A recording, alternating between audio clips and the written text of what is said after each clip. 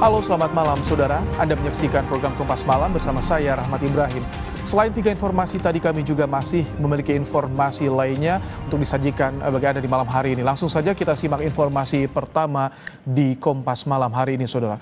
Bengkel las sekaligus toko di Surabaya, Jawa Timur terbakar. Kebakaran diduga akibat korsleting.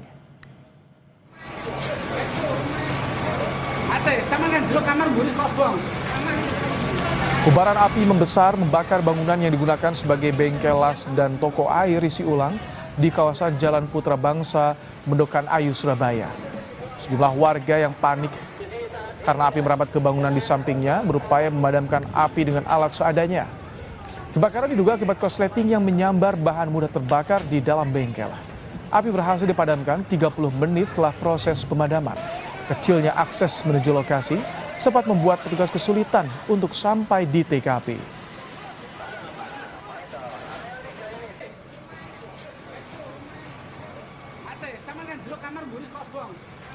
Seorang anggota TNI menjadi korban penusukan di sebuah tempat hiburan malam di kawasan Jakarta Selatan. Korban harus dirawat di rumah sakit karena menderita 13 luka tusukan. Kejadian bermula dari cekcok antara korban dan pelaku yang berujung perkelahian dan penusukan di sebuah tempat hiburan malam di Jakarta Selatan. Korban langsung dibawa ke rumah sakit untuk mendapat perawatan intensif karena menderita 13 luka tusukan. Polisi langsung menangkap terduga pelaku di rumahnya di kawasan Jakarta Timur dan langsung dibawa ke Polres Metro Jakarta Selatan untuk diperiksa. Saat ini dirawat di RSPAD, masih dirawat intensif, dan korban sendiri pun di sini setelah kami konfirmasi mendapat tusukan sebanyak 13 kali. Ada perdebatan antara korban maupun pelaku. Namun untuk motif lebih dalam lagi masih kami lakukan pemeriksaan. Informasi berikutnya, saudara, polisi mengungkap hasil laboratorium forensik dalam penyelidikan penyebab kematian diplomat muda Kementerian Luar Negeri Arya Daru Pangayunan. Polisi menyatakan tak menemukan rekaman video CCTV hasil editan. Polisi menjelaskan sebanyak 20 titik rekaman CCTV diperiksa dalam penyelidikan kasus ini. Pendalaman rekaman CCTV dilakukan dengan menggunakan base metadata, streaming, hingga frame by frame. Hasilnya tidak ditemukan gerakan, pemotongan, atau penyisipan dari rekaman CCTV sebelum Arya ditemukan meninggal dunia.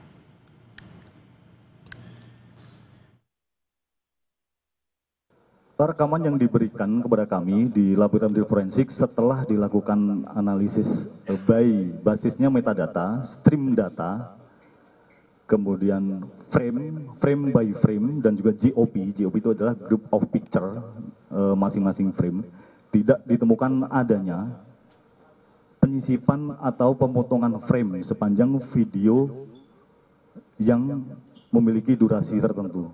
Jadi kami tidak menemukan adanya konten-konten yang bermuatan atau gerakan-gerakan yang memiliki muatan adanya tindakan kekerasan.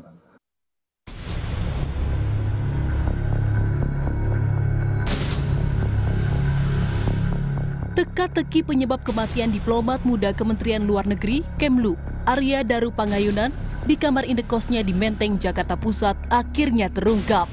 Hasil penyelidikan polisi, kematian diplomat Arya Daru akibat mati lemas. Polisi menyebut tak ada keterlibatan orang lain dalam kematian Arya Daru. Kesimpulan tersebut terungkap setelah polisi memeriksa 24 saksi dan 103 barang bukti yang berkaitan dengan Arya Daru. Polisi menegaskan tak ada indikasi tindak pidana dalam kematian diplomat Arya Daru. Tidak ditemukan adanya penyakit atau zat yang dapat menyebabkan gangguan pertukaran oksigen pada organ ataupun jaringan pada korban. Maka sebab kematian korban adalah akibat gangguan pertukaran oksigen pada saluran pernapasan atas yang menyebabkan mati lemas. Kami simpulkan belum menemukan adanya peristiwa pidana. Dalam serangkaian penyelidikan, polisi menggandeng ahli dan pihak eksternal. Salah satu hasil penyelidikan pun menunjukkan tak ada DNA orang lain dari barang bukti yang telah diuji laboratorium. Tim Liputan Kompas TV. Informasi berikutnya, saudara, bus yang mengangkut calon jemaah umroh asal kota Jambi mengalami kecelakaan tunggal di Kabupaten Musi Banyuasin, Sumatera Selatan. 4 orang meninggal dunia dan 10 orang terluka.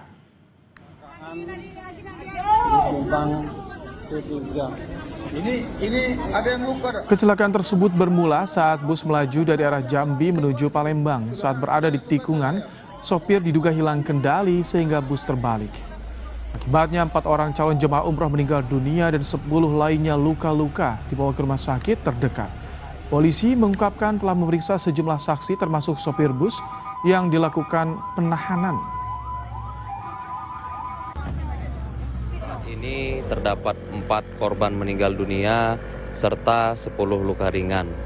Untuk korban meninggal dunia sudah kami kirimkan ke alamat asal yaitu di Kota Jambi, sedangkan 9 korban luka ringan lainnya melanjutkan perjalanan karena berhubung masyarakat ini atau orang tersebut adalah jemaah umroh yang melaksanakan ibadah di Tanah Suci. Sedangkan untuk supir sebagai tersangka sudah kita tahan dan kita sesuaikan dengan prosedur. Setelah 4 orang pengendara ojek pangkalan ditetapkan sebagai tersangka oleh polisi Polresta Tangerang usai menurunkan paksa ibu yang bawa bayinya dari taksi online di stasiun Tigaraksa, Kabupaten Tangerang, Banten. Polisi menemukan adanya ancaman yang dilakukan para tersangka kepada para penumpang tersebut. Para tersangka mengancam penumpang taksi online dengan menggunakan potongan batu bata. Guna mempertanggungjawabkan perbuatannya, para tersangka dijerat pasal 170 KUHP dengan ancaman 5 tahun 6 bulan atau pasal 335 KUHP dengan ancaman paling lama 1 tahun penjara.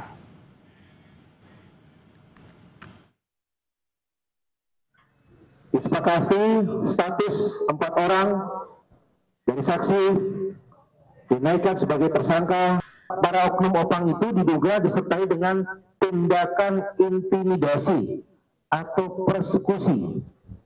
Sebab berdasarkan pengakuan korban, salah seorang oknum opang mengancam dan mengempiskan ban apabila penumpang tidak mau turun.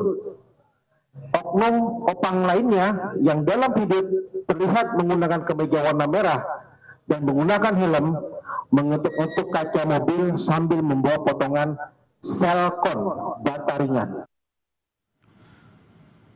Pengadangan taksi online yang membawa ibu dan bayinya terjadi di stasiun Tigaraksa, Kabupaten Tangerang, Banten pada Jumat lalu.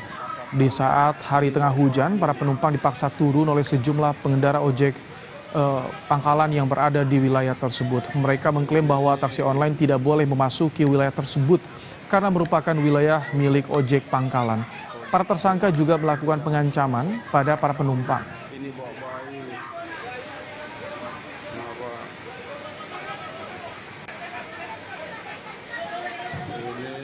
Setelah Gubernur DKI Jakarta Pramono Anung berencana merevitalisasi Pasar Taman Puring Kebayoran Baru Jakarta Selatan usai terbakar pada Senin sore, Pram berjanji bakal memperbaiki Pasar Taman Puring. Samping, depan. Dari ruko apa nggak tahu. Posisinya tertutup. Pram bilang revitalisasi akan dilakukan sebab Taman Puring begitu dibutuhkan masyarakat. Pram juga kembali mengingatkan pentingnya 1 RT, 1 APAR untuk membantu cegah kebakaran membesar.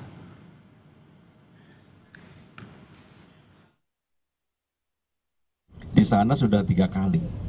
Dan untuk itu kita akan tentunya tetap akan kita perbaiki, kita persiapkan. Karena pasar itu adalah pasar rakyat yang dibutuhkan oleh rakyat setempat dan itu pasar yang aktivitasnya masih sangat tinggi. Tetapi tentunya dengan adanya kebakaran ini kita akan bantu untuk perbaiki fasilitas yang ada.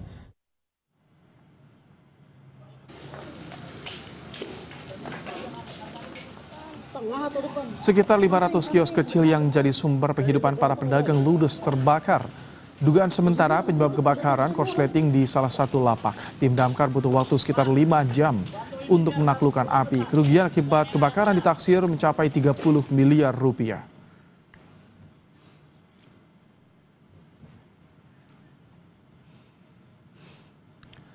Timnas Indonesia melawan Vietnam di final Piala AFF U23. Suntikan supporter menambah motivasi Garuda Muda agar bisa menjuarai AFF U23.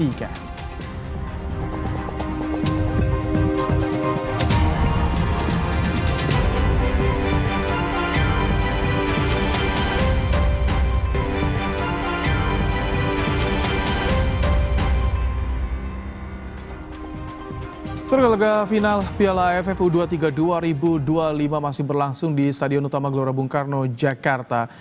Di babak pertama sementara Indonesia takluk dari Vietnam 0-1. Laga final Piala AFF U23 jual beli serangan saudara dipertontonkan skuad Garuda Muda dan Golden Star Warriors. Di pertandingan syarat gengsi ini kedua tim sama-sama mengincar kemenangan, tapi di babak pertama sementara Indonesia takluk 0-1 dari Vietnam. Nah, memanfaatkan waktu tersisa, Timnas U23 berupaya mengejar ketertinggalan mereka.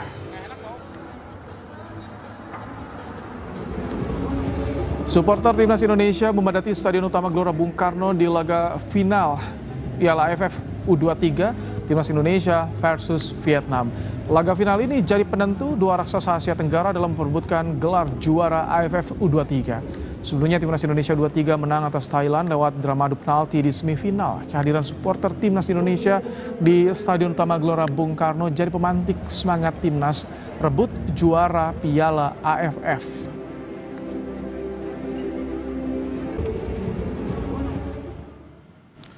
Keluarga Arkan Fikri menyaksikan pertandingan Timnas Indonesia U23 dari rumah mereka. Ayah Arkan, Tommy, bilang setiap hari selalu berkomunikasi dengan Arkan. Tommy juga menuturkan kondisi Arkan masih belum pulih total sehingga menjadi pemain cadangan dalam laga final Piala AFF U23 kontra Vietnam.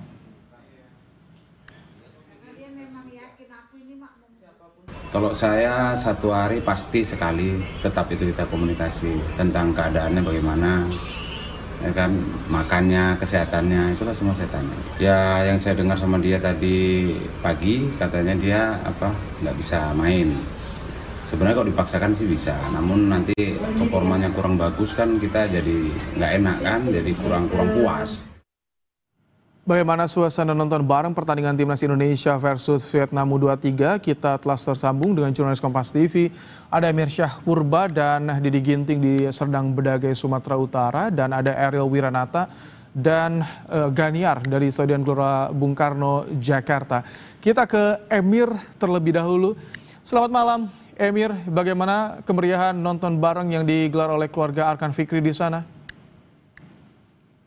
Selamat malam Ibrahim dan juga saudara. Memang di sini tampak Ibrahim dan juga saudara ketegangan pastinya di babak pertama pertandingan final antara Indonesia melawan dengan Vietnam. Kita bisa mengabarkan saat ini di rumah kediaman Arkan Fikri di Desa Binjai yang terletak di Kabupaten Serdang Bedagai, terletak di Kabupaten Serdang Bedagai. Dapat Anda lihat di belakang saya saudara, di sini sudah berkumpul ayah dan ibunda tercinta dari Arkan Fikri beserta dengan sanak saudara dan juga jiran tetangga bersama-sama menonton pertandingan final Indonesia melawan Vietnam. Memang tadi terjadi ketegangan di rumah ini, Ibrahim dan juga saudara, saat jual beli serangan terjadi antara Indonesia melawan Vietnam. Dan bisa dikatakan pertandingan ini bergengsi. Kedua tim tentunya mengincar kemenangan meskipun di babak pertama ini Ibrahim dan juga saudara Vietnam unggul 1-0 melawan Indonesia, namun tampak masih terlihat optimis dari para penonton di rumah kediaman ini, saudara. Dan pada saat ini terlihat pertandingan sendiri sudah menyelesaikan babak pertama yang nantinya akan melanjutkan ke babak kedua. Sekali lagi, Ibrahim dan juga saudara, seperti inilah situasi di kediaman rumah Arkan Fikri. Tampak bisa Anda lihat di belakang saya memang sanak saudara, ayah dan ibu tercinta dari Arkan Fikri bersama-sama menonton pertandingan Indonesia melawan Vietnam, meskipun memang anak tercinta pada saat pertandingan malam ini berada di kursi cadangan, Ibrahim. Emir, apakah keluarga katanya sering komunikasi dengan Arkan? Apa saja yang disampaikan Arkan jelang final malam hari ini? Ya, tentu Ibrahim, terkhusus pada sebelum pertandingan dikatakan oleh ayah dari Arhan Fikri memang selalu menelpon ayah terlebih dahulu sebelum masuk ke pertandingan. Seperti tadi sore, memang Arhan Fikri sempat melakukan video call dengan ibunda dan juga ayah tercinta, dan memang seperti biasa meminta doa restu dan juga memberitahu informasi bahwasannya pertandingan malam ini Arhan Fikri tidak bisa turun sebagai pemain utama karena berada di kursi pemain cadangan, mengingat cedera yang diderita dan juga masih berada dalam pantauan tim medis, Ibrahim. Baik, selalu ada komunikasi dan juga permintaan doa tentunya dari keluarga Arkan Fikri di pertandingan malam hari ini. Kita bergeser dari Serdang Bedagai, kita beralih ke Stadion Utama Gelora Bung Karno Jakarta. Ada Ariel Wiranata. Ariel, ini sudah jeda ya, artinya bagaimana di sana situasinya, Ariel? Ya Ibrahim, saya berada di luar dari Stadion Utama Gelora Bung Karno. Memang tidak hanya dari dalam stadion saja, melainkan dari area luar pun, dari supporter masih berdatangan untuk menyemangati dari Timnas U23 Indonesia dalam laga final AFF U23 melawan Vietnam. Walau memang Indonesia saat ini masih tertinggal 1-0, tetapi para supporter masih semangat untuk memberikan dukungan. Bahkan memang jika dilihat di belakang saya ini, memang mereka masih ramai menonton bersama untuk menyaksikan Timnas Indonesia melawan Vietnam. Dan selain itu juga memang jika dilihat pada pertandingan kali ini, walaupun memang Indonesia ketinggalan 1-0, tetapi memang serangan yang dibangun oleh Timnas Indonesia U23 diupayakan begitu berat. Mulai dari Jens Reven yang menyerang, lalu kemudian juga Raihan Hanan yang melakukan serangan. Dan memang nantinya kita akan tunggukan pada babak kedua dan kita harapkan Indonesia akan meraih kemenangan. Ibrahim. Ariel, tadi sempat ada informasi ada kericuhan di sana kabarnya. Seperti apa sih? Itu apa yang jadi pemicunya, Ariel?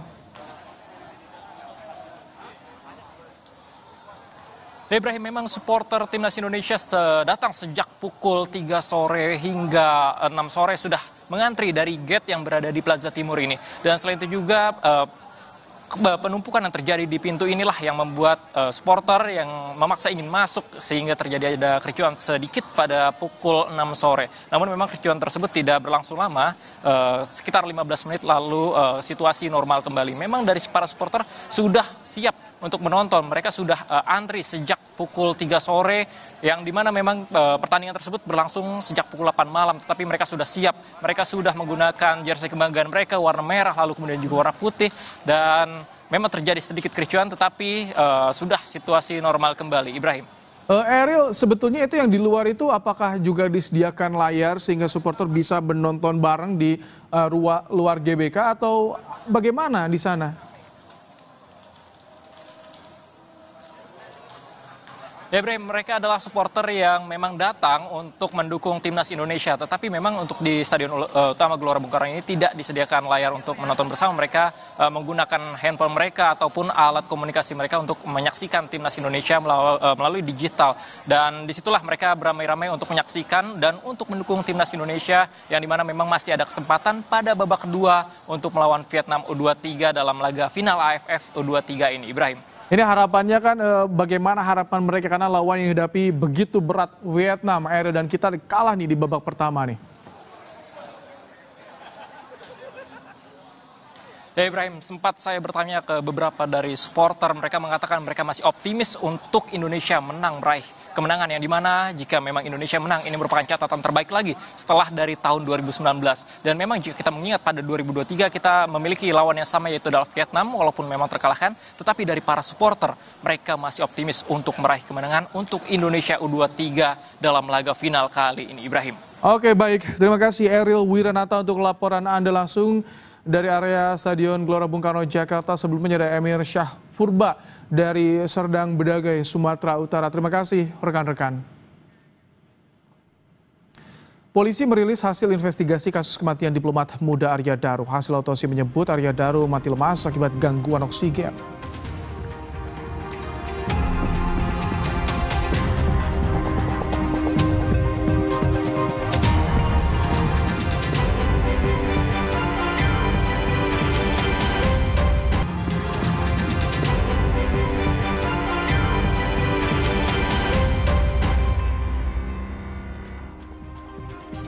Saudara polisi menangkap pelaku pembunuhan seorang driver ojek online yang ditemukan tewas terbungkus kardus di Gresik, Jawa Timur. Pelaku mengaku sakit hati karena korban tak menepati janjinya membantu pelaku menjadi PNS.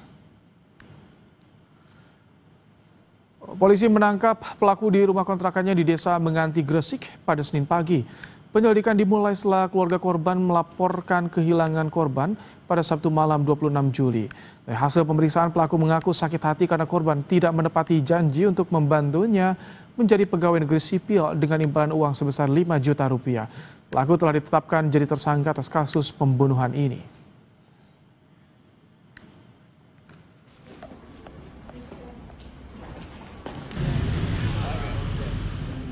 Saudara, polisi dari Polda Metro Jaya telah merilis hasil investigasi kasus kematian diplomat muda Arya Daru Pangayunan. Dokter RSCM yang dilibatkan bilang penyebab kematian Arya Daru akibat gangguan pertukaran oksigen pada organ atau jaringan tubuh korban yang menyebabkan Arya Daru mati lemas.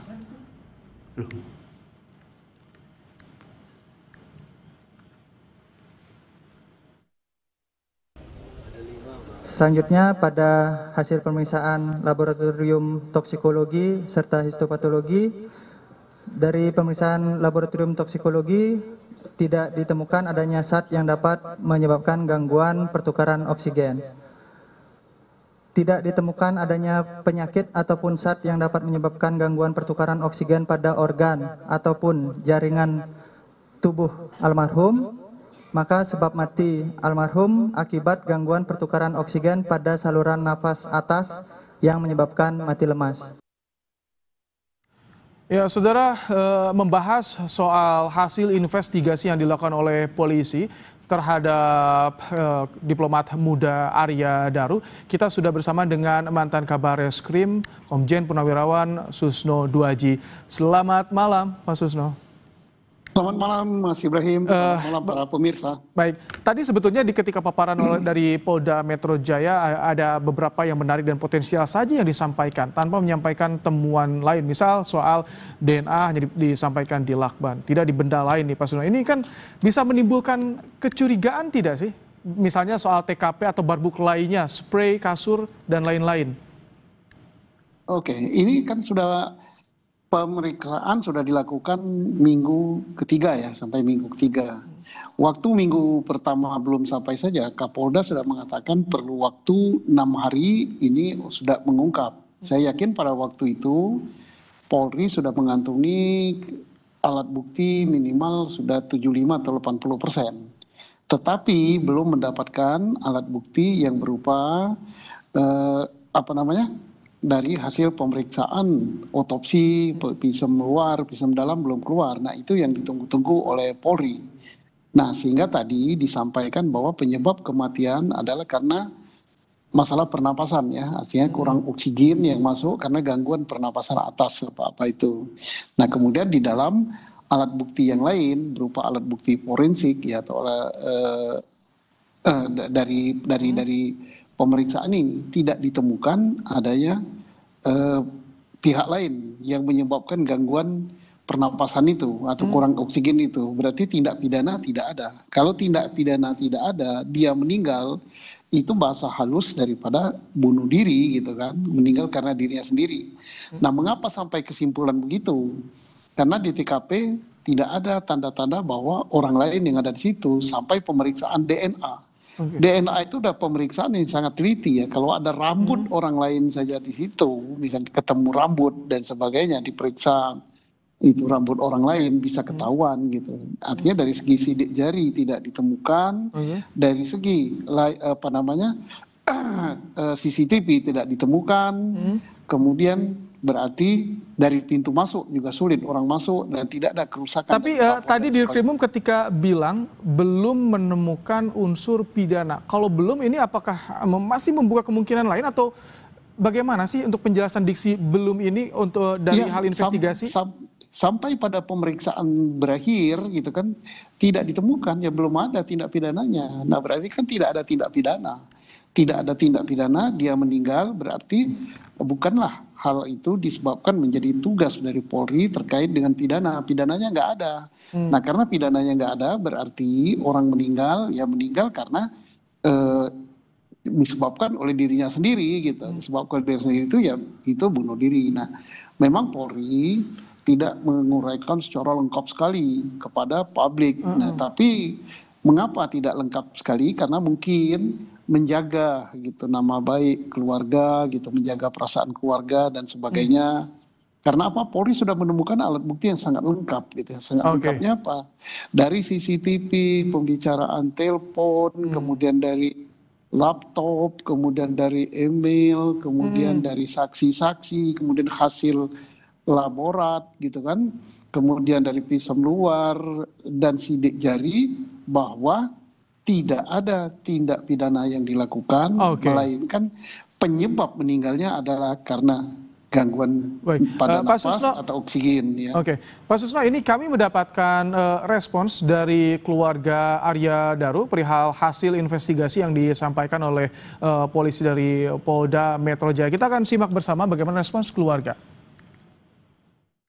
Kita juga berharap penyelidikan yang dilakukan oleh pihak yang berwajib ini bisa mengungkap dengan jelas dan bisa tuntas dengan baik, karena kami juga percaya bahwa pihak yang berwajib bekerja berdasarkan kaidah-kaidah pekerjaannya yang baik. Dari Ditreskrimum juga sudah menyampaikan bahwa ini belum tuntas ya. Nah, berarti kan masih ada hal-hal yang perlu didalami lagi oleh beliau-beliau para penyidik. Nah, itu kita tunggu bersama. Tadi sama seperti pertanyaan sebelumnya, ini belum tuntas, masih perlu ada pendalaman, itu yang diharapkan oleh keluarga, Pak Susno. Itu statement kapan itu? Barusan kami mendapatkan respons dari keluarga ketika menanggapi soal penyidik yang bilang ini belum ditemukan unsur pidana, belum tuntas katanya, artinya masih perlu ada pendalaman lagi. Itu harapan dari keluarga. Itu harapan keluarga, tapi kan Polri sesuai dengan ilmu dan teori serta berdasarkan alat bukti yang diatur di dalam hukum gitu KUHP dan berdasarkan tanggung jawab ilmiah, bukti-bukti ilmiah, saintifik itu sudah tuntas gitu, sudah full gitu, tidak ditemukan tindak pidana. Nah, ditemukan apa? Ditemukan itu adalah dilakukan oleh yang bersangkutan sendiri. Nah, alat buktinya apa? Alat buktinya sudah lengkap dimiliki oleh Polri, tapi tidak disampaikan kepada publik karena kasus ini sampai ke penyebabnya pun Polri udah tahu gitu. Nah, disampaikan pada siapa? Pada keluarga. Ya keluarga mungkin yang bersangkutan yang ngomong tadi bukan yang diberitahu pada kemarin ya.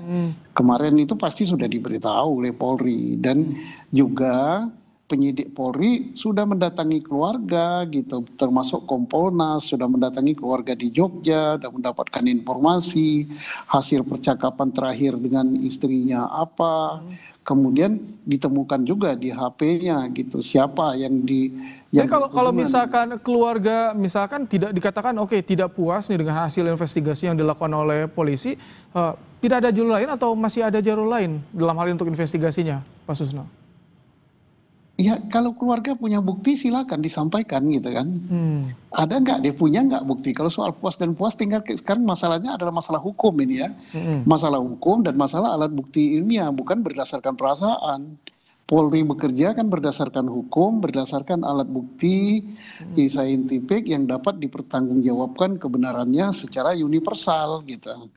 Nah kemudian apa perlu Polri mengungkap misalnya kenapa dia naik ke rooftop, siapa yang berhubungan dengan si yang bersangkutan, apa perlu dipublikasi itu? Itu harus dijelaskan pada keluarga yang wajibnya? Ya keluarga, kalau kepublikasikan dan keluarga mungkin nyampaikan ke publik juga dia tidak akan sampaikan gitu ya secara vulgar karena menyangkut nama baik keluarganya. Polri karena sudah transparan. Kalau dibuka misalnya apa email gitu daripada si korban yaitu ADP ya. ADP itu ada emailnya berapa tahun yang lalu dia sudah mengadakan kontak email tentang terkait dengan kasus misalnya bunuh diri dan sebagainya. Itu ada semua. Singkat Pak Susno, kalau soal HP korban yang belum ditemukan itu bagaimana? Apakah perlu juga ditelusuri atau cukup dengan chat yang sudah direkam? HP korban yang belum itu bukan suatu halangan untuk mengungkap kasus ini ya. Nomor HP-nya kan ada. Kemudian HP yang ada juga kan. Ada HP lain, ada laptop gitu yang terungkap semua di situ. terungkap semua, jelas, transparan, bahkan perjalanan daripada ADP ini dari menit ke menit gitu terekam semua gitu, mengapa dia naik ke situ, mengapa dia meninggalkan barang itu ditata rapi di atas, gitu, mengapa dia turun naik up, kemudian dari perjalanan dari Kementerian Luar Negeri sampai ke kos-kosannya naik taksi apa, pakai apa dia nyetopnya, masuknya pakai apa, ada semua percakapan terakhir dengan istrinya pun ada gitu, apa perlu dipublikasikan itu? Baik, ini sudah tergambar dengan jelas dari yang tadi disampaikan oleh polisi. Baik, terima kasih Pak Susno Duaji, mantan Kabar Eskrim, telah bergabung di program Kompas Malam hari ini. Baik, Mas Ibrahim, selamat malam. Malam, Pak. Saudara Ketua Umum Partai Solidaritas Indonesia, Kaisang Pangarep, ungkap sosok berinisial J telah bersedia menjadi Ketua Dewan Pembina PSI periode 2025-2030.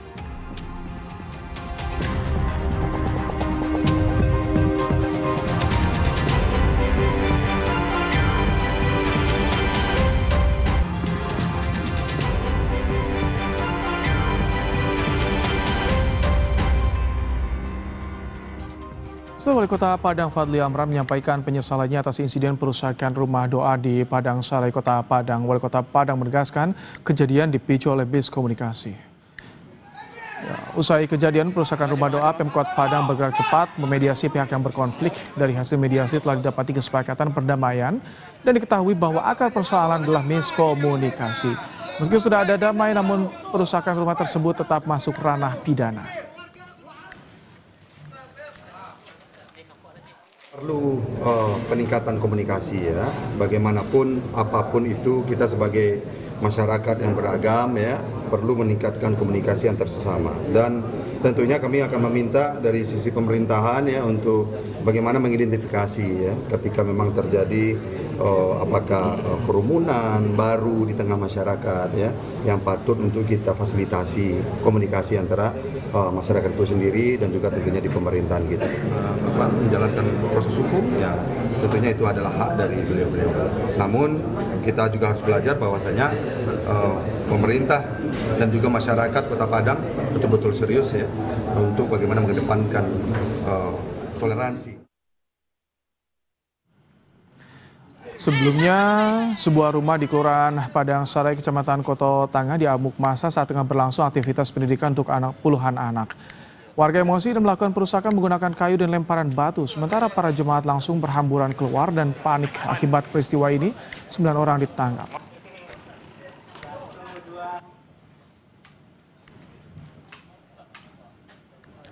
Setelah Presiden Prabowo Subianto menerima kunjungan Perdana Menteri Malaysia Anwar Ibrahim di Istana Kepresidenan Jakarta. Lawatan Anwar Ibrahim dalam rangka konsultasi tahunan ke-13 Indonesia-Malaysia. Anwar Ibrahim disambut langsung Prabowo di pintu pilar Istana Merdeka. Keduanya lalu saling sapa dan bersalaman, lalu masuk ke dalam istana. Keduanya bertemu untuk membahas hubungan strategis kedua negara dan juga isu regional hingga global. Dalam pertemuan ini, kesepakatan gencatan senjata antara Thailand dan Kamboja menjadi topik pertama yang langsung dibahas Presiden Prabowo Subianto dan Perdana Menteri Malaysia Anwar Ibrahim di Istana Merdeka, Jakarta. Selamat tahniah atas kepemimpinan leadership daripada Datuk Seri memimpin ASEAN. Bapak berhasil mediasi, hasil mencapai gencatan senjata dalam konflik antara Thailand sama Kamboja. Ini suatu patut kita syukuri. Terima kasih. Setelah Partai Keadilan Sejahtera menemui Presiden Prabowo Subianto di Istana Kepresidenan Jakarta, Presiden PKS Al Muzamil Yusuf menyebut pertemuan dengan agenda silaturahmi ini membahas tentang demokrasi di Indonesia. Saya bertemu dengan Presiden Prabowo, Presiden PKS Al Muzamil menyebut pertemuan tersebut membahas tentang perkembangan bangsa dan negara dan cara memelihara kualitas demokrasi Indonesia. Pembahasan lainnya yaitu mengenai konflik yang terjadi di Palestina dan peran Indonesia di dunia Islam, serta penerapan pasal 33 Undang-Undang Dasar 1945 terkait sistem perekonomian di Indonesia. Antara lain pembicaraan kami pada Presiden Pak Prabowo adalah bagaimana kita ke depan terus memelihara kualitas demokrasi ke depan kita yang tidak berbiaya tinggi dan melahirkan pemimpin yang diharapkan oleh masyarakat. Kami bicara tentang Indonesia sebagai muslim terbesar dunia, kasus Palestina yang belum berakhir sampai saat ini, dan peran kita di OKI yang terus akan kita tingkatkan. Saudara Ketua Umum Partai Solidaritas Indonesia, Kaisang Pangarep mengungkap sosok berinisial J telah bersedia menjadi Ketua Dewan Pembina PSI periode 2025-2030. Sosok berinisial J disebut Kaisang sudah berkenan menjadi Dewan Pembina partai berlogo gajah ini. Namun putra sulung Presiden ke-7 Joko Widodo ini tak menyebut secara detail siapa sosok J yang akan berkenan menjadi Dewan Pembina PSI. Kaisang meminta semua pihak menunggu karena struktur kepengurusan mulai Dewan Pembina hingga pengurus DPP akan segera diumumkan kurang dari 1 bulan. Untuk pos Dewan Pembina akan segera diumumkan, segera. Insya Allah dalam waktu 1 bulan ini full komplit dari Dewan Pembina. Inisial Mas J ya Mas? Sementara ya, inisial sementara yang berinisial J sudah berkenan untuk jadi Ketua Dewan Pembina. J ya Mas? J. Hah? Saya J. Warga Palestina di Gaza mulai mendapat bantuan pangan yang dikirim melalui udara.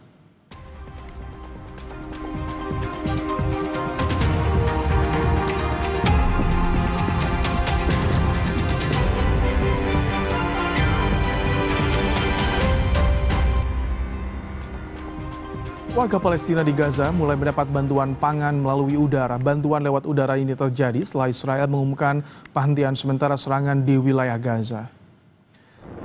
Sebuah pesawat terbang rendah di atas Khan Yunis dengan melepaskan parasut berisi bantuan di atas kota Zawaida. Parasut-parasut itu mendarat di dekat tenda-tenda pengungsi. Bantuan lewat udara ini terjadi ketika Israel mengumumkan penghentian sementara serangan di 3 wilayah Gaza, yakni Al-Mawasi, Deir al-Bala, dan Gaza City. Langkah ini dimaksudkan untuk memfasilitasi pengiriman bantuan dan menetapkan koridor kemanusiaan yang aman. Sementara PBB dan organisasi lain terus mendorong akses yang lebih luas melalui penyeberangan darat dan distribusi terorganisasi melalui kelompok-kelompok kemanusiaan yang telah mapan.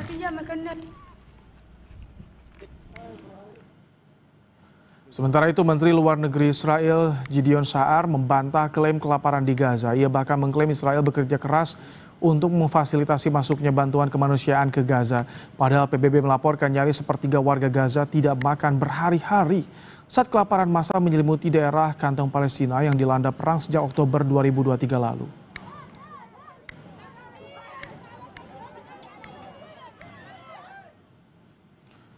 Rumah sakit di Gaza mencatat 14 orang meninggal akibat kelaparan dan malnutrisi dalam 24 jam terakhir, sehingga total kematian akibat kelaparan dan malnutrisi menjadi 147, termasuk 88 diantaranya adalah anak-anak. Israel semakin memperketat blokadenya di Gaza sejak konflik antara Hamas dan Israel meletus pada 7 Oktober 2023 yang menyebabkan kekurangan pasokan makanan, obat-obatan, bahan bakar, dan kebutuhan pokok lain.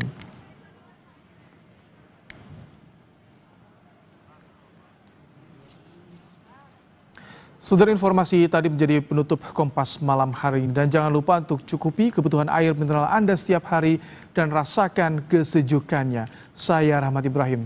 Terima kasih. Sampai jumpa.